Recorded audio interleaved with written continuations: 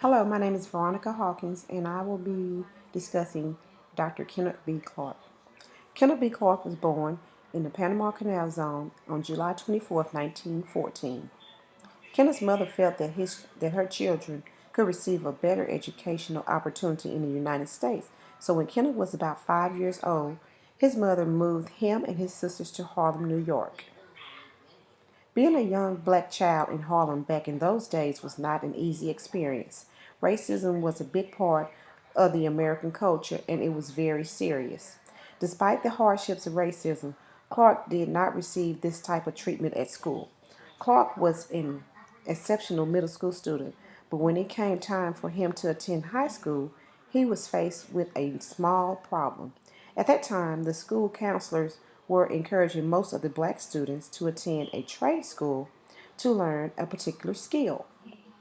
When Kendall's mother heard of this, she went to the counselor and proclaimed that she did not come to this country to raise a factory worker. Because of this fuss that she put up,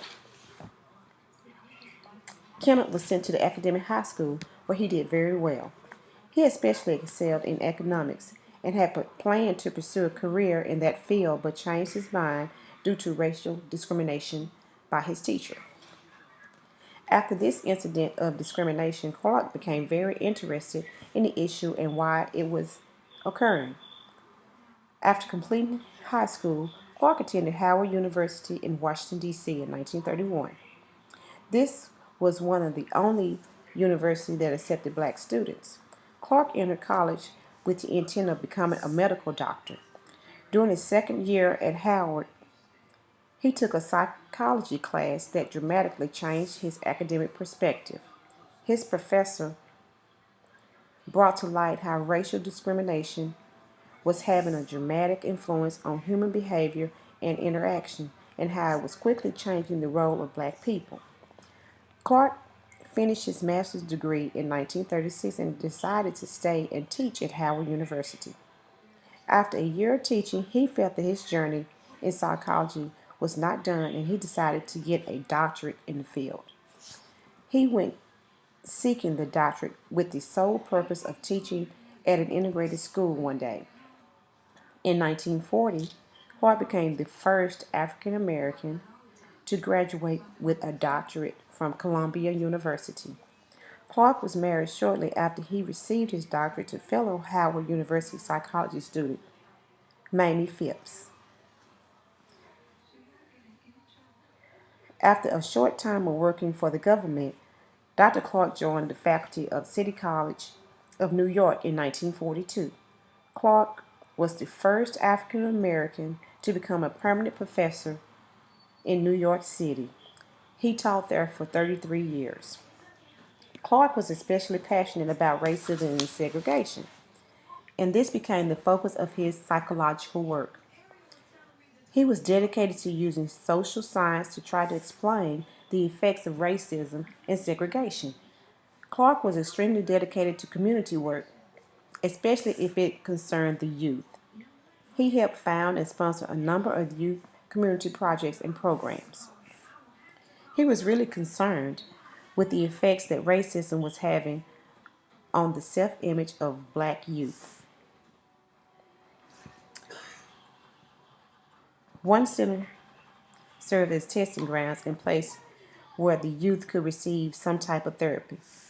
One experiment they conducted involved the selection of two dolls, one black and one white. When children were told to give me the doll that looked bad, the black children chose the black doll. This was evident that racism and segregation was having a negative effect on the self-image of black children.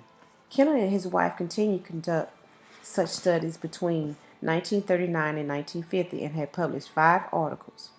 All the articles showed the effect that school segregation was having on kindergarten students in the Washington, D.C. area. The Clark's research was getting recognition nationwide, and this earned them a trip to the Supreme Court. In 1954, the results of their research was one of the deciding factors of the historic Brown versus the Board of Education of Topeka, Kansas. Their experiment showed that segregation was making the black youth self-conscious about their racial identification. The decision of the court to rule in the favor of Linda Brown overturned a decision previously handed down by the Supreme Court. This court case was the tip of the iceberg in his professional career. As a result of this court case, his findings have become nationally recognized. Being a famous psychologist in the United States gave Kenneth Clark a number of publication opportunities. One of his most popular books, Dark Ghetto Dilemmas of Social Power, published in 1965, was greatly accepted by the black nationalist community.